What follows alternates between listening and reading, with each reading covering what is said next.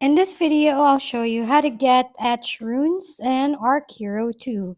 But before that, don't forget to like and subscribe and check other videos for more tutorials. There was a fishing event that allowed players to get Etched Runes by purchasing them in the event shop. After that, the event ended, but do not worry, it will return eventually. And then once the event is back, you will need to collect enough points or coins to buy Etched Runes. After that, you can purchase rare or blue Etched Runes and upgrade them to epic. Next, to actually use the runes, you must equip all your runes as epic. Now, make sure all your rune slots contain epic runes. After that, once they are all in epic, you'll be able to use an etch rune in the designated slot at the bottom.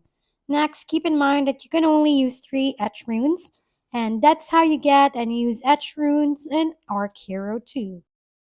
If we've been helpful, kindly give us a thumbs up, and don't forget to hit the subscribe and bell button for more contents. For any questions and suggestions, comment down below.